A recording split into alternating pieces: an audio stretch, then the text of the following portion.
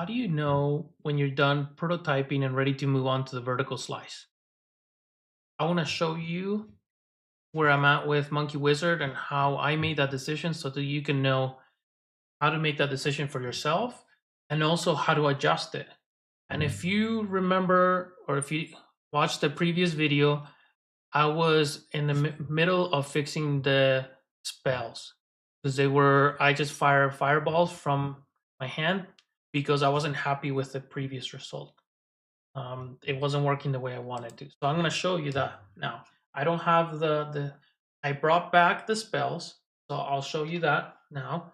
If I draw a circle, I get a circle, and if I punch, I shoot fireballs. So definitely better, and I can improve this. The other cool thing is that it's modular. So like I can do this, and if I hit in between, it will shoot twice as much.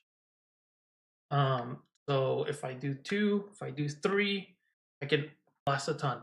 So I think that's pretty cool. And it also, depending on how big I make the circle, is how big that goes. And I can do other things with it, and I can do the timer, obviously. But I was able to do that. And if you know from the previous videos, I had 3 spells. I just converted this one because doing them multiplayer based so that their network is really hard and it's time consuming. So I decided to cut down scope. I only did 1 spell and it works.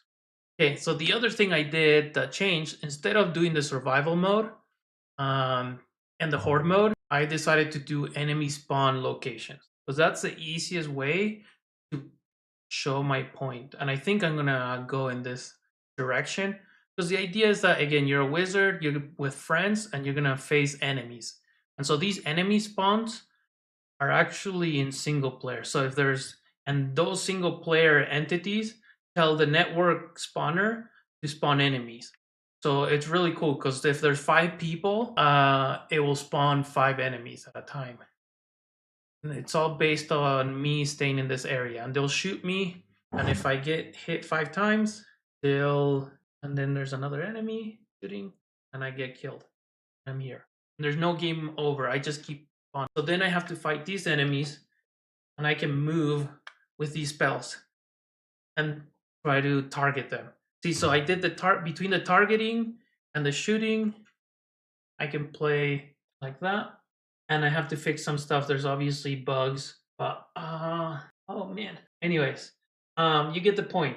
But now I have a game, right? Like it's very like early on, everything's sucky, but I'm able to fight the enemies, right?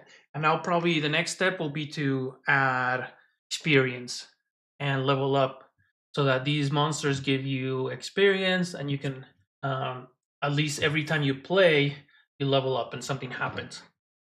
And that's the idea with the game. Okay, so how do I know when I'm there? Well, it's the experience, right? If you remember from a few videos back, I first did the spell with a drawing, and it was not good at all. Um, the gestures weren't the best. I iterated. I also needed the enemies. I went back and forth. But those are the things that I knew I had to do. I needed a loop where I was fighting an enemy, I was a wizard, and I was doing spells. And I did a simple fireball cast. Once I played other games like Batman VR and stuff, I realized the auto targeting. Once I had that, I was able to then add that mechanic to the gesture base. And so now I can add spells. And also I have to add the multiplayer component. So I'm going to list this game on Meta, upload a build for my alpha playtesters, and that way I can test the multiplayer game. Once I have the multiplayer game, I can start doing my vertical slice. So what does that entail? So for the vertical slice, you're not gonna add anything other than making it more robust, right? And so you have to have the components that you want to show in your vertical slice. So if I wanted to also show like a beginning to end or more experience, or maybe like NPCs where you communicate with players, then I would have to add this to the game. But for me, the main thing is the movement of the player and the interaction with the enemy. If that feels good, that's what the player is going to be doing 90% of the time on my game, right? Other than purchasing cosmetics and all those other things, the core mechanic of my game is going to be fighting as a wizard. And does that feel good? And so I need to now do a vertical slice with sound feedback, visual feedback, haptic feedback, and make sure that all those components are there so that when I tailor this game and try to sell it or try to gain funding, it can I can get the right feedback. I can also now with this mechanics talk to players and see if that feels good, right? So now how do you determine if you want to speed it up or wait, right? At this point, you can get feedback to see if your game feels good, right? If I wanted to make sure before I do my vertical slice, I say, okay, is does this have value, right? Maybe I'm thinking my mechanic is like the latest thing is not out there or is very unique. I can say, do you think this is unique? Have you seen other games like this?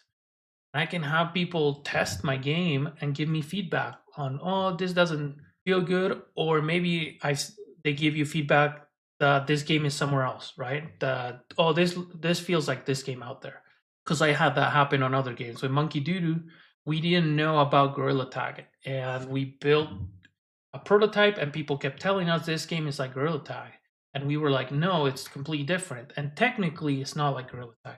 But because people made the association with monkeys and Gorilla Tag, Monkey Doodoo became this Gorilla Tag fan game. And we didn't pay attention to that early on. We brushed it off thinking people will not think that because it was way better. In our minds, we thought it was way better. And so it's very, very important to get early testers if you want to know, right? If you want to save time and make sure you're not heartbroken about your game or the things that you're building, now is the time in prototyping to get feedback. And then once you get the right feedback, obviously you're not trying to figure out if the game is worth $100 or like this huge novel idea, but you want to figure out if the vision that you had carries across to other people and if they can see that. Once you have that, you can then do the vertical slice, right? Once you feel comfortable with that and with what you're playing, you can go to town and say, okay, now I'm gonna focus on making this nice in the way I want. And like again, one of the things that you can also do if you are running out of time and you don't want to devote a lot of money into making this, one of the things that I did, for example, was cut down. Right, I instead of doing horde waves, I created those enemy spawn zones, and it's much simpler to do a multiplayer game. I also had to do the network for the enemy and make sure that the layers interacted correctly with the player and vice versa. But one thing that I cut down on, for example, is the spells, right? Instead of having 3 spells, I just did 1. Now, if your game required kind of like a rock, paper, scissors mechanic where you needed 3 spells so that you can counteract if it was like more a PvP game, then you probably need 3 spells. But it's all up to your game and what your timeline is, and you can adjust. But the main thing is that does your game core values show through the game, and can other people see it? If you like these videos, please subscribe. It helps me a lot. And if you want help on your game, my mission right now is to help 100,000 indie developers finish their games. And I'm going to do it. If you're one of those developers, please click on the link below. I have a school community to help indie devs finish their games.